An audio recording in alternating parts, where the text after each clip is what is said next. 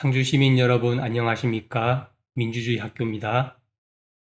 민주주의 학교 썸네일 문구에 민주주의의 최후의 보루는 깨어있는 시민의 조직된 힘 이렇게 적혀 있습니다. 이게 진보 진영의 노무현 대통령이 하신 말씀인데요. 상주시는 전통적으로 보수 진영이 지지하는 지역이죠. 그런데 지방정부에서 진보 보수를 따지는 것이 의미가 있을까요?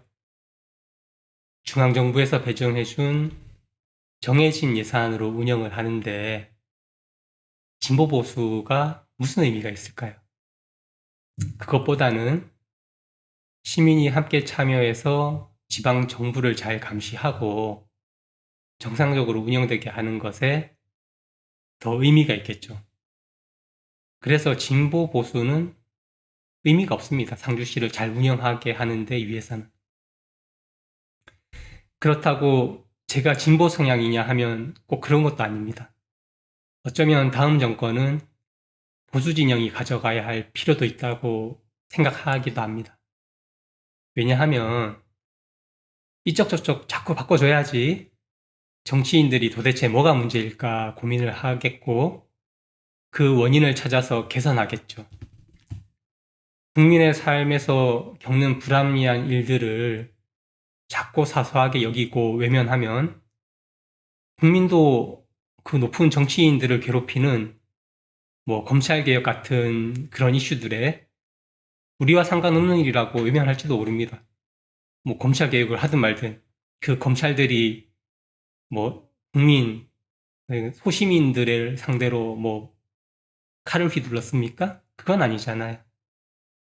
그 높은 정치인들이 시민들, 국민들의 삶을 돌볼 때, 그때 저들이 우리한테 도움이 된다고 생각하고, 우리도 검찰개혁 같은 그런 큰 이슈들에 관심을 가지겠죠.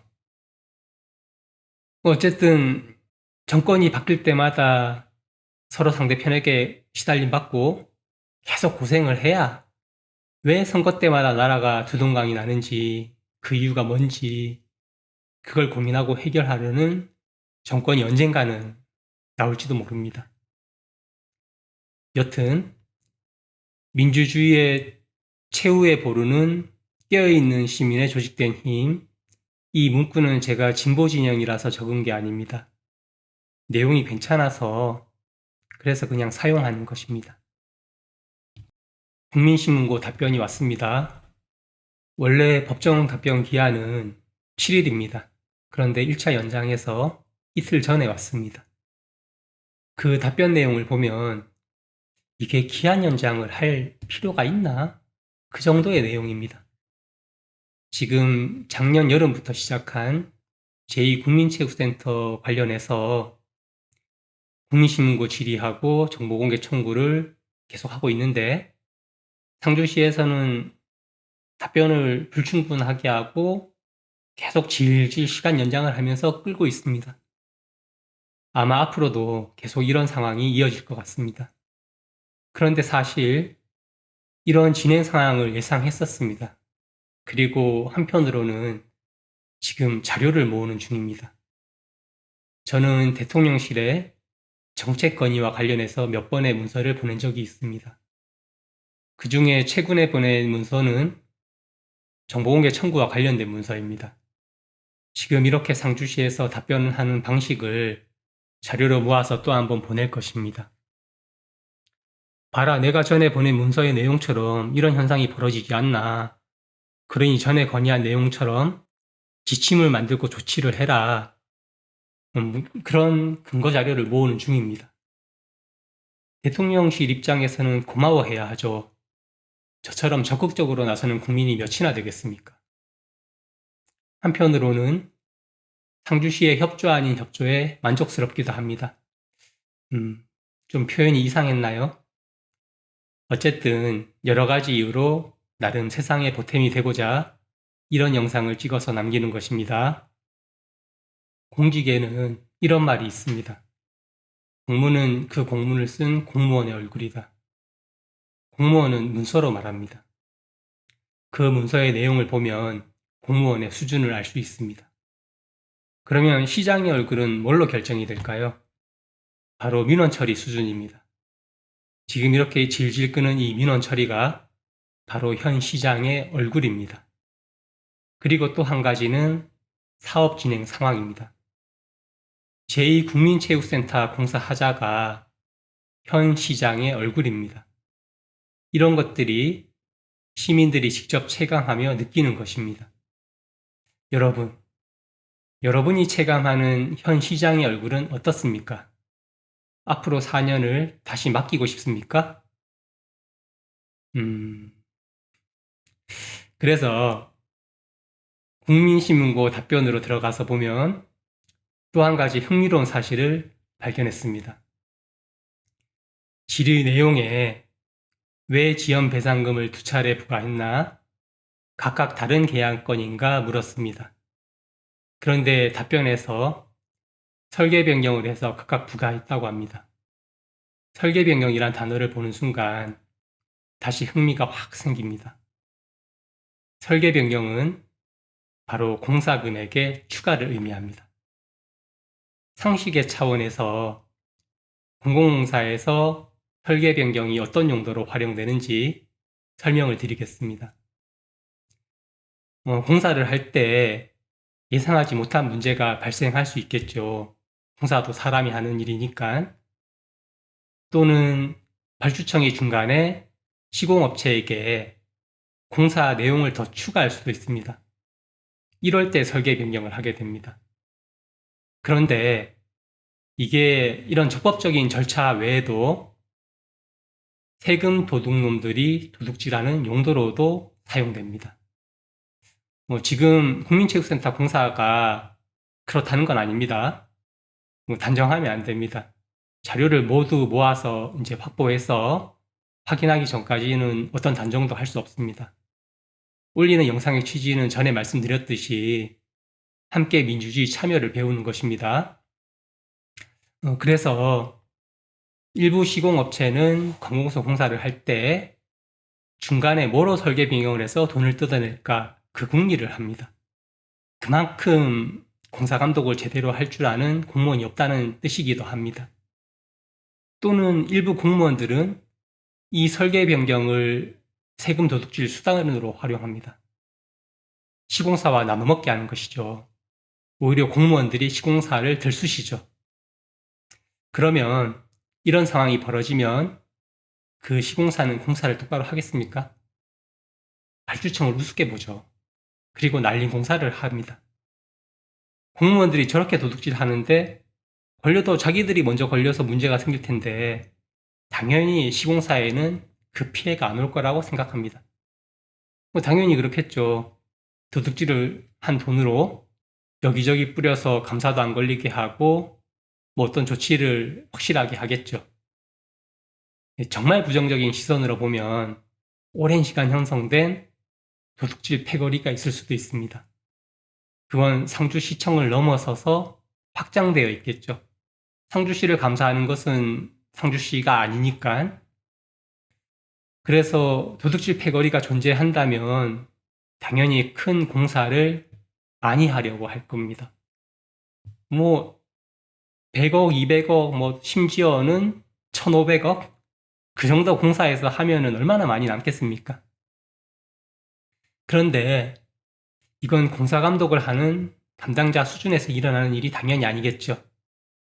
담당자들은 그냥 공문을 쓰고 재수 없으면 징계받는 억울한 입장이 될 수도 있습니다. 한편으로 예를 들면 이전 영상에서 말했던 매주 공사 진행 보고를 받아서 합법적으로 시공사에 공사 기간을 늘려주는 그런 공사 감독은 공사를 시작할 때부터 불순한 의도의 설계 변경을 원천 차단시켜 버립니다.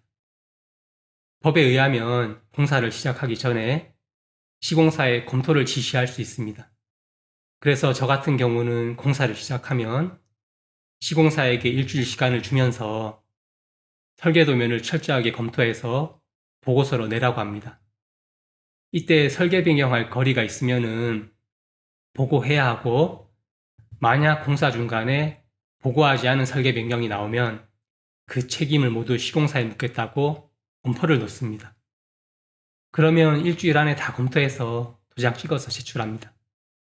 이 짧은 일주일 안에 도둑놈들끼리 작당 모의를 못하죠. 하려고 계획했어도 시간이 안 됩니다. 이렇게 상황을 만들어 놓으면 누가 이 공사에서 도둑질을 하겠다고 설계 변경을 시도하겠습니까? 불가능한 일입니다. 이런 공사 감독은 도둑놈들에게 눈의 가시 같은 존재입니다.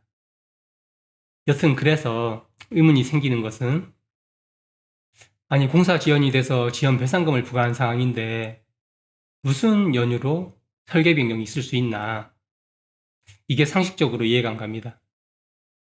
제2국민체육센터는 약 20억 정도 되는 건설사업관리 용역을 시행한 공사입니다.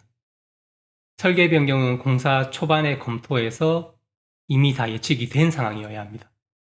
20억이나 준 용역업체가 그 정도 실력이 안 되면 말이 안 되는 것이죠. 천재지변이 아닌 경우라면은 중간에 설계 변경을 하더라도 충분히 그 이전 공사 단계에서 예측이 돼야 하는 상황입니다. 그런데 공사가 늦어지고 지연 배상금까지 부과한 상황에서 이 시점에 무슨 설계 변경이 생겨날 수 있습니까? 20억을 준 건설사업 관리는 뭘 했습니까 도대체?